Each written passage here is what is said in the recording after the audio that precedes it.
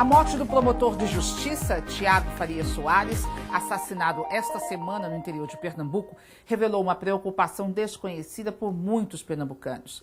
19 promotores em todo o estado vivem hoje sob escolta da Polícia Militar por estarem ameaçados de morte. A denúncia foi feita pela Associação do Ministério Público de Pernambuco. Mas o número de promotores que tem colocado a vida em risco pode ser maior, pois o representante do Ministério Público, Tiago Faria Soares, não fazia parte da lista de promotores vigiados e protegidos pela polícia. O ponto de vista desta noite quer saber quem são os inimigos do Ministério Público, quais as dificuldades que os promotores enfrentam e até onde os promotores podem ir para não morrer. Nossos convidados são Agnaldo Fenelon, Procurador-Geral de Justiça, e José Vladimir da Silva Cioli, presidente da Associação do Ministério Público de Pernambuco. Boa noite para você que está nos acompanhando. Boa noite, procurador. Boa noite, José Cioli. Muito obrigada por vocês terem aceito o nosso convite. E eu pergunto, essa informação que veiculou, e a gente recebeu até um e-mail aqui na TV Tribuna, dizendo de que 19 promotores hoje no estado estariam com escolta policial. Bom, é chegado o momento de dar um esclarecimento sobre esse dado. Na verdade, isso surgiu de uma conversa que houve entre mim e uma jornalista, no momento que eu me deslocava do local do crime para Recife. A ligação estava péssima, era um momento de muita agitação, e eu me utilizei de dados de começo de 2010, final de 2010, quando nós tínhamos efetivamente cerca de 19 promotores sob escolta policial. E usei esse dado exatamente para mostrar à jornalista que me entrevistava que aquele homicídio, de cujo local eu estava voltando, simplesmente evidenciava a necessidade concreta de se criar uma política nacional de segurança para os integrantes do Ministério Público Brasileiro.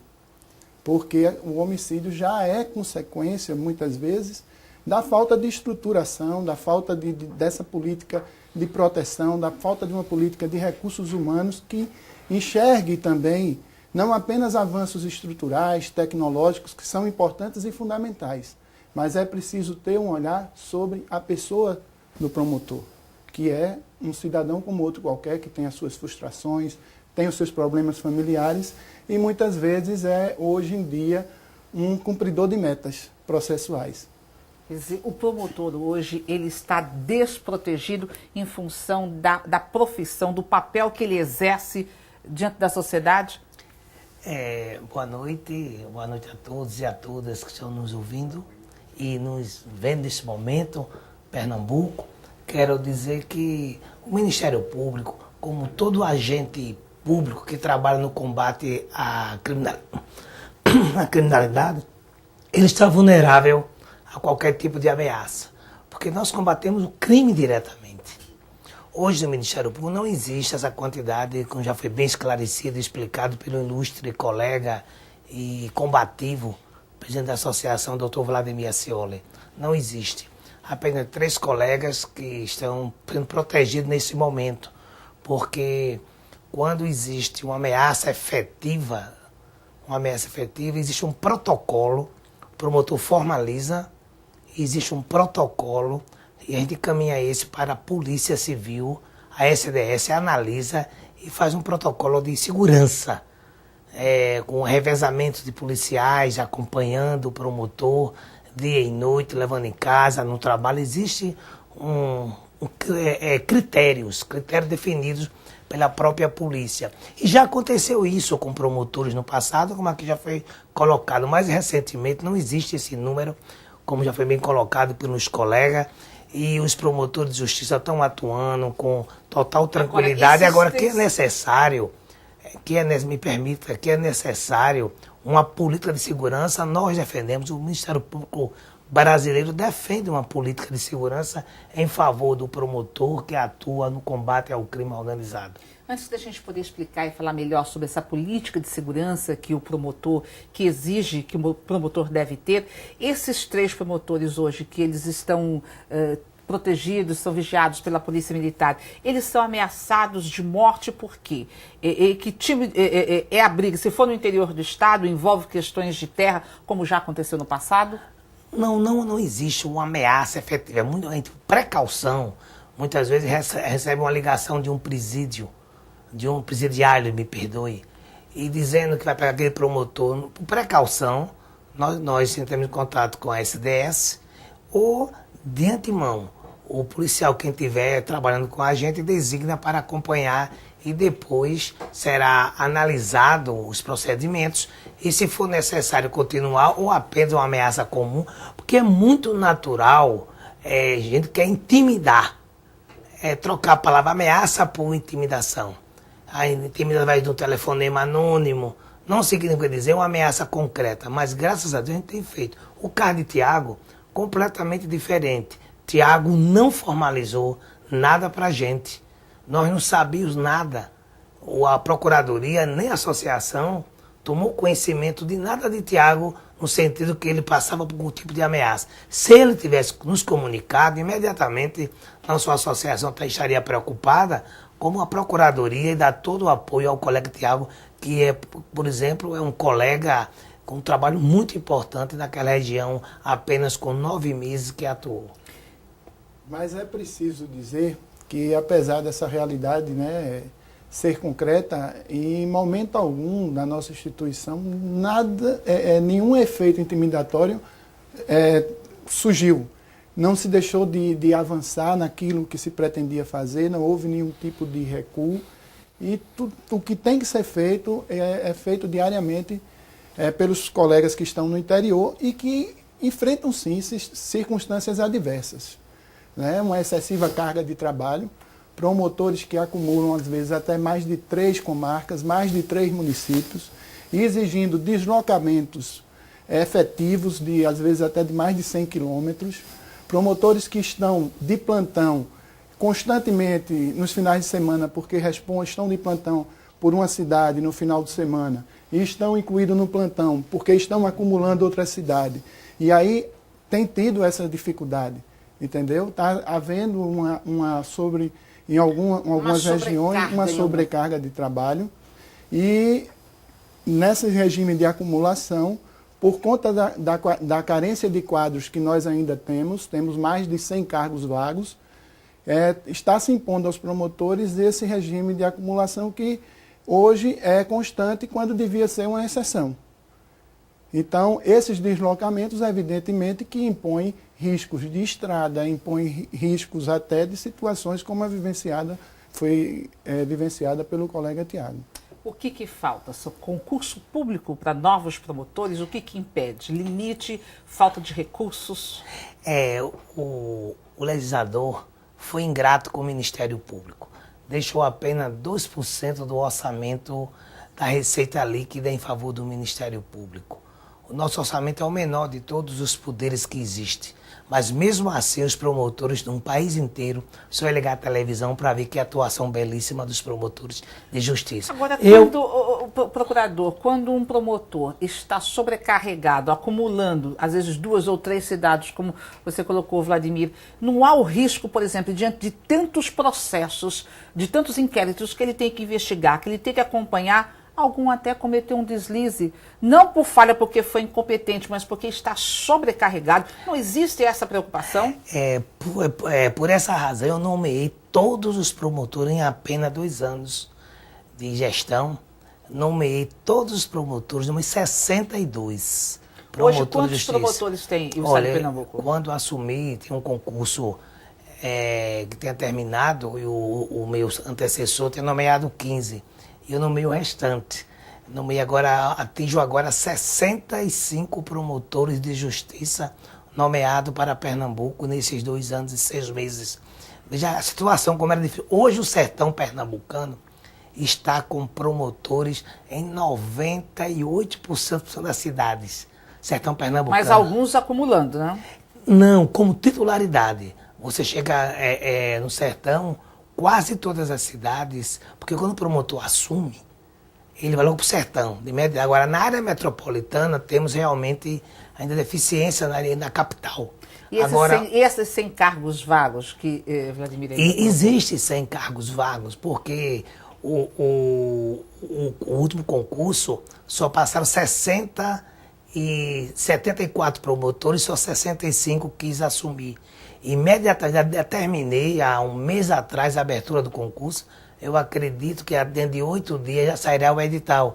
Por sinal, já publiquei nos jornais há um mês atrás. Então nós vamos ter concurso para o Ministério Público. Apesar dos recursos ser muito pequeno do Ministério Público, mas já nomeei mais de 400 servidores durante a nossa gestão, e a associação, tenho certeza que vai referendar isso, como também o maior número de promotores nomeados e a maior movimentação da carreira em toda a história do Ministério Público. O Sertão hoje, que está nos ouvindo e nos vendo nesse momento, ele tem certeza que não está órfão de promotores de justiça. Agora, falta mais promotor. Eu acredito, apesar de 100 vagas terem abertas, mas se nomearmos pelo menos 30 promotores agora de imediato nesses 6 meses, iremos dar conta do recado no combate à criminalidade em Pernambuco.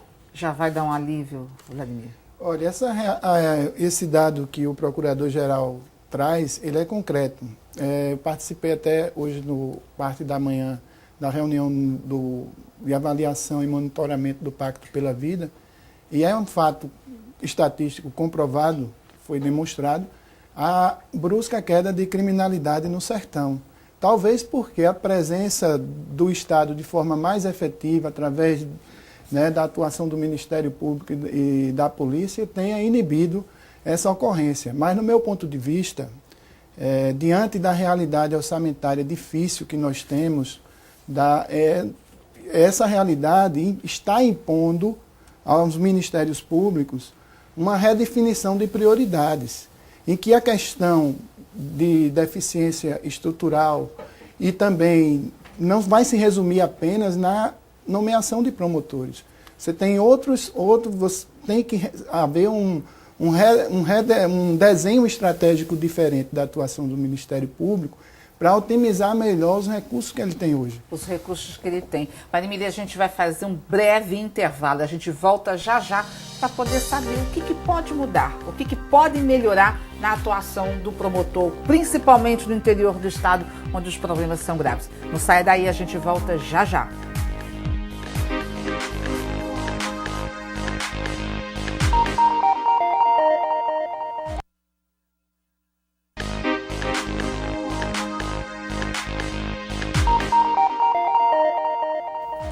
A atuação do Ministério Público em Pernambuco. Este é o tema do Ponto de Vista de hoje, que recebe Aguinaldo Fenelon, Procurador-Geral de Justiça, e José Vladimir da Silva Cioli, presidente da Associação do Ministério Público de Pernambuco. E a gente falava, no primeiro bloco do programa, sobre a questão das dificuldades. Antes disso, eu só queria colocar aqui o que um promotor, num desabafo, nos confidenciou. E eu não vou citar o nome dele, mas ele colocou o seguinte: um promotor do interior do estado, ele diz o seguinte, que a segurança dele e dos familiares estão vulneráveis. Na delegacia da cidade trabalham apenas 4 policiais civis e uma guarnição da PM, com 3 policiais fazem a ronda no município. A quem esse servidor do Ministério Público vai recorrer caso precise de um socorro imediato? Olha, a questão de segurança é a questão do Estado, da segurança ao cidadão, como também às autoridades. Agora, o promotor de justiça hoje em Pernambuco, eu quero dizer, tem tido um papel relevante na sociedade. Eu vou dar só um exemplo. Já resgatamos 40 milhões de sonegação em favor do cidadão pernambucano. O Ministério Público responsável no combate à sonegação. Já afastamos gestores desonestos de crime de improbidade administrativa, de cidade grande. Atualizamos, os promotores conseguiram atualizar as suas centrais de inquéritos. Os promotores não têm demanda reprimida no combate à criminalidade em Pernambuco. Tem dado um exemplo, mesmo com a diversidade, mesmo com a dificuldade que nós enfrentamos. Todas as instituições enfrentam a dificuldade, o Ministério Público enfrenta mais dificuldade, porque ele é o defensor. Ao mesmo tempo de combate à criminalidade, nós também desenvolvemos um trabalho importante de cidadania, da orientação do cidadão. Já rodamos o estado de Pernambuco quase todo, de cidade em cidade, conversando com o cidadão. Agora, quem combate ao crime diretamente está vulnerável a qualquer tipo de ameaça. É muito natural. Mas os promotores, quando isso acontece, eles nos comunicam, a gente faz o possível.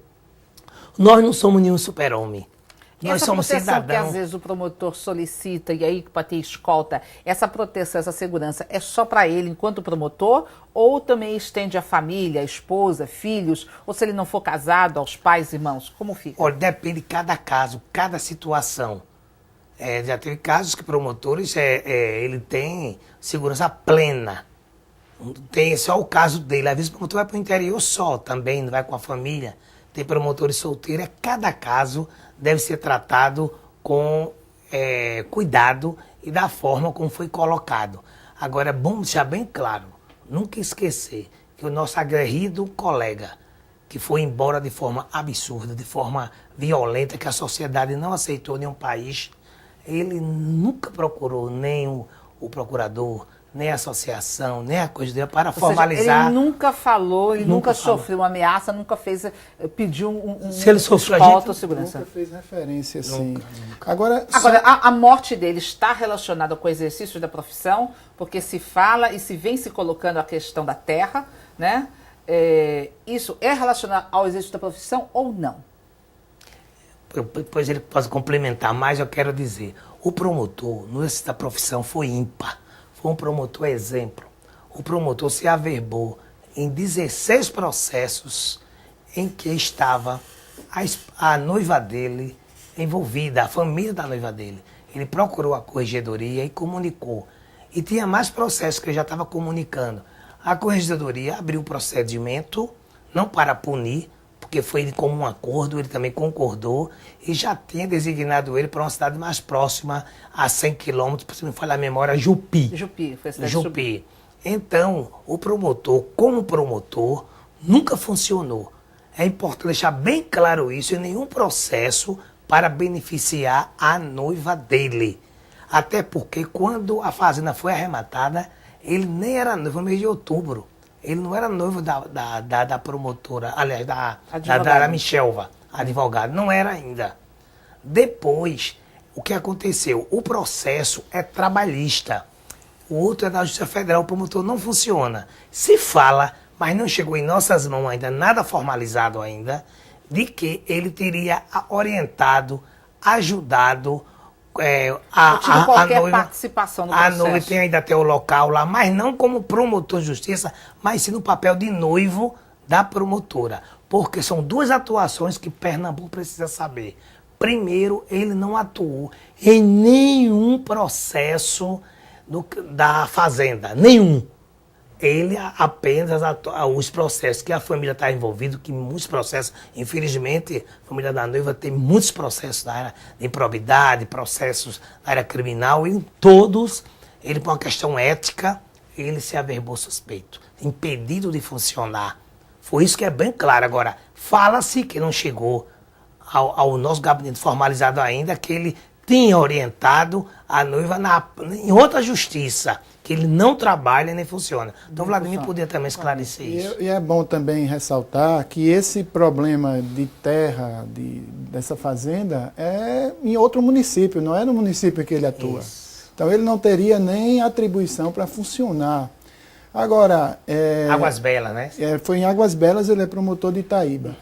Agora, eu fico perplexo com o puritanismo que está tendo, na verdade, vejo até com uma certa hipocrisia de alguns setores, de achar que o promotor não possa, por ser promotor e ser casado com um advogado, ou ter como era o caso, de aqui e acolá trocar ideias ou fazer sugestões no nível privado.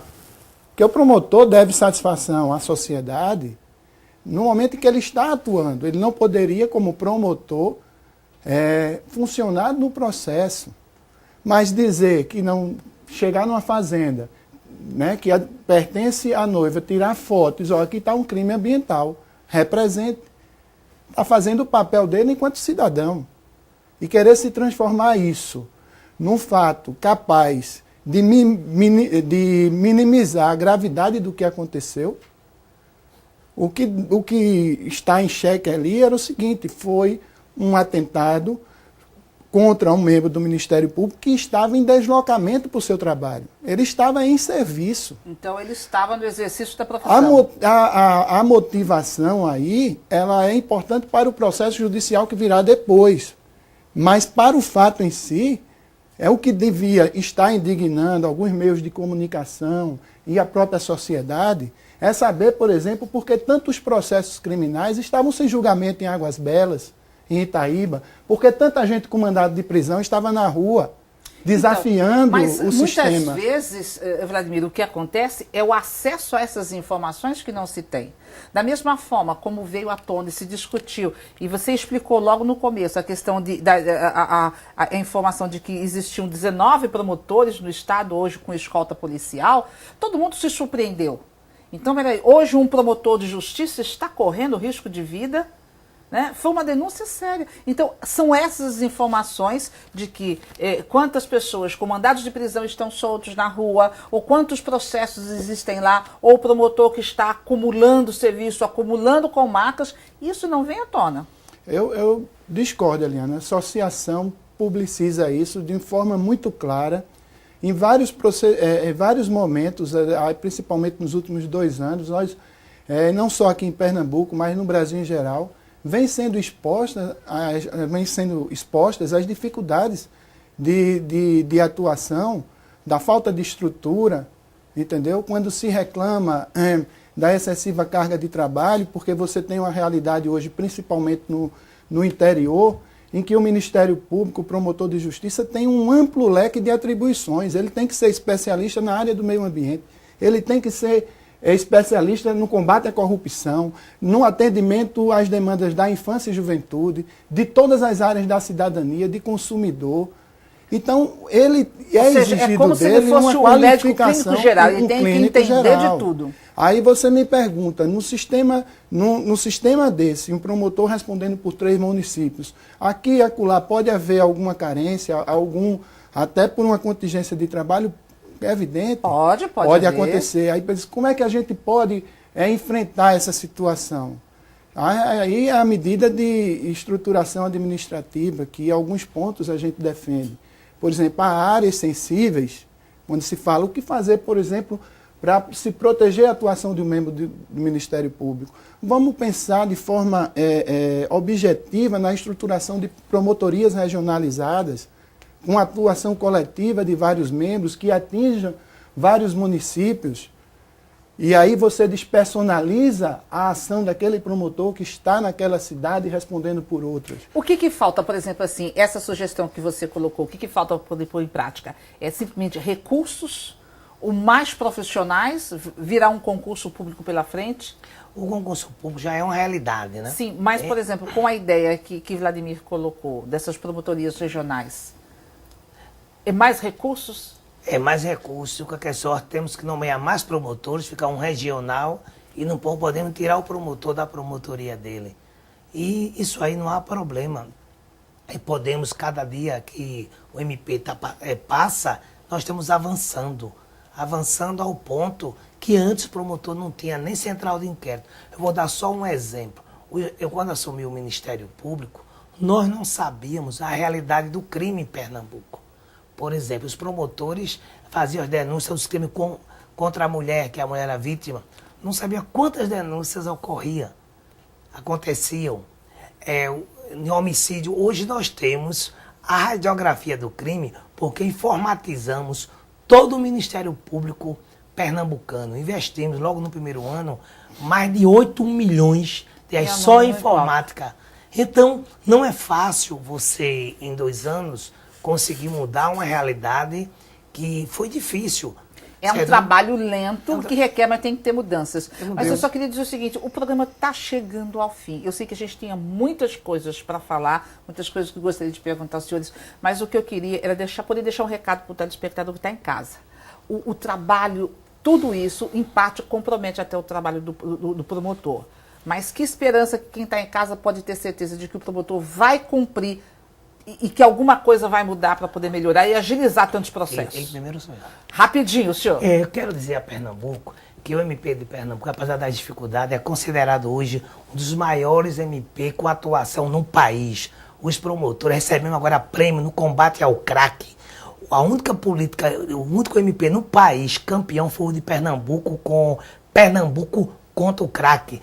Também o outro vitorioso, GT Racismo, ninguém pode ser melhor do que a cor da pele. Foi projeto nosso do MP de Pernambuco. O perímetro de segurança escolar, temos 15 projetos, só concluindo, que foram reconhecidos no país como os melhores projetos. O MP de Pernambuco, apesar da dificuldade, é conhecido os melhores do país. Os melhores. Vladimir, porque vai estourar o horário. Vamos lá. Eu diria ao cidadão que tem aí a faixa dos 40 anos, que reflita, volte os olhos para o passado, para os últimos 25 anos, e veja como a atuação dos promotores de justiça e dos procuradores em geral mudou a realidade brasileira. Nós demos vida à democracia. Com a nossa atuação, revelamos escândalos que no passado não eram sequer investigados. Então, eu acho que nós demos uma contribuição e mais. Com todas as dificuldades, nós estamos avançando. É isso aí. E por hoje é só, mas sábado que vem tem mais. Você pode participar. Envie pra gente perguntas e dê sugestões de temas que gostaria de ver discutido aqui. Para rever o programa de hoje, anote o nosso endereço eletrônico, facebook.com/programa Ponto de Vista. Você também pode deixar o seu recado, sua sugestão pelo Twitter, @PontoDeVista4. Uma ótima noite de sábado, um excelente domingo e até o próximo final de semana. No próximo final de semana vamos estar no horário de verão, hein? Se liguem no horário. Até!